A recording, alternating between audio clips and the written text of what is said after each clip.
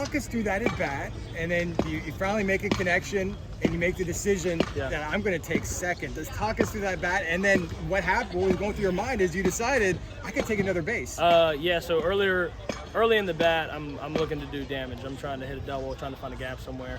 And then once I got the 2 strikes, it's one of those deals that as a hitter, sometimes you see a bunch of guys have really good at bats, or even if it's like a goal line stand, it's I don't know if it's something that flipped in my brain but just kind of go into compete mode. Hey, I'm going to sell out for the dudes, whatever it looks like. And I could have rolled over to the shortstop, but I was going to try to move the ball with everything I had, And so move the ball and it works out. And so see it drop, start running to first. Kind of look at the dugout like, let's go, kind of try to fire everybody up. I look up and he's on the ground and the ball is 6-7 foot away from him.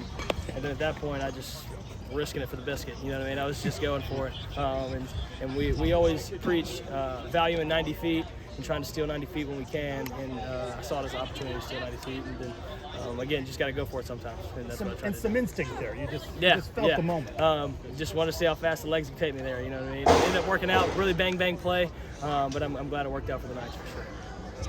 So we talked about the boom. Of course, Gus Malzahn really brought the boom catchphrase to UCF football. Now you're kind of bringing it to UCF baseball. Can you kind of talk about how that kind of came about, and did you have anything to do with that? Yeah, it was Cam Leiter was I think the original that came up with it, because in the earlier in the spring, like when the pitchers would strike somebody out, pitchers are really loud and obnoxious sometimes. So when they would strike somebody out, everybody would boom. And they were like, that's how Gus does it, right? And I was like, yeah, that's exactly what he does. And so after the first couple home runs we hit the first weekend, I was like, guys, we got to have something to, really get excited about when we hit a homer. And Leiter was like, why don't we do the boom? And so it stuck, and it's something that gets us fired up, and I feel like gets the fans fired up too. And so we're enjoying it. You guys are having fun with it, but not everybody on the other side is enjoying it so much. So Sure. What do you think of that? I think, you can see it from 2 different angles. You know what I mean? We're kids having fun, playing a kid's game, trying to compete and win and have fun, and whatever comes with that, that's just us having fun. There's no harsh feelings to anybody, but we're definitely here to compete. We're here to win, and we're here to have fun. Did you expect all that Clemson stuff to quite go so viral? I didn't really expect it to go that viral. That was a wild deal. But again, no hard feelings towards anybody. We were just having fun and living in the moment. And some people take it some way, some people take it a different way. Just having fun. The TikTok went viral in particular. Some Clemson people were kind of upset with that. I think Sure. maybe you filmed it. You guys were just having some fun That's with right. that. Yeah, It wasn't meant to. Yeah, just having fun. In all of the really, really cool stadium, I got to go in high school one time when I took a visit, and I was telling the guys about the hill. I was like, guys, it's really steep, and then they jump when they go, and then we go to the stadium to shower, and then they're all looking at the hill. They're all admiring it, and they were like, guys, we got to go run it. And I was like, look, this is an opportunity you're never going to get again. And so all the guys got up there and ran down it and had a good time doing it. But it's really cool. No disrespect, I'm just having fun. Sorry that it came off like that to some people, but not sorry in the same sense. The team as a whole kind of had defensive blunders early in the game. There was a particular throw that you made to third base. Were you trying to hit the cutoff then, or you thought you had the chance and you're like, I think that's an error on my end.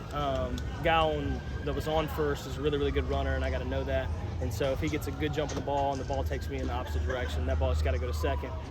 Making it a first and third situation, possibly get a double play, maybe getting out of the inning. Something to learn from.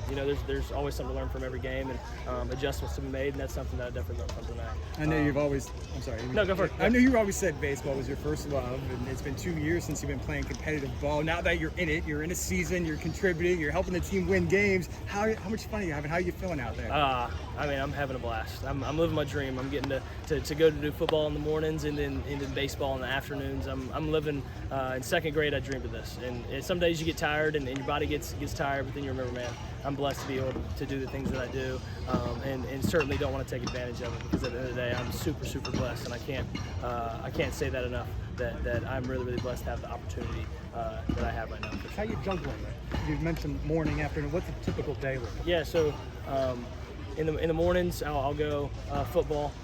So there's a little bit of a balance that happens. So we're running just like wind sprints at football. I sometimes I'll sit out those to keep my legs for the baseball side of it because I'm running over here. But I lift over at football, do meetings and stuff with the new rules and stuff. The coaches can have meetings with you, and then sometimes can get on the field with you as well. And so doing those meetings, those walk-through, run-through type deals. And then around lunchtime every day, I grab some lunch really quick, and then over here about 1 o'clock getting baseball going, and then do that until the end of the day, probably about 5:30 or whenever we get out. Sometimes it's earlier than that, and then go home and try to get some quick homework done, and then hit the sack and get up early at 5 a.m. again. So it's a busy day. It's fun. It is busy. Don't get me wrong. I'm tired some days, but again, like I tell myself that I'm really truly blessed to be doing what I'm doing, and I feel super lucky to do so. I saw you guys going visiting the fans out that were watching by the outfield with the warning track. What kind of sparked that? Man, those guys are awesome out there. Obviously, being a center, you can hear them all game. We're talking back and forth, having a really great time out there. But those guys have really shown up for us every weekend series that we've been here. So the first one ended now again. I think fans like that help you win ball games. When you get momentum on your side and a place like this starts rocking from the outfield, from behind home plate, I think it affects pitchers and affects teams, put pressure on them, and we really appreciate them coming out, and it's a whole lot of fun to play in front of those guys for sure. What does a come from behind win like this do for the team? I think it's definitely a confidence boost, a momentum booster as well.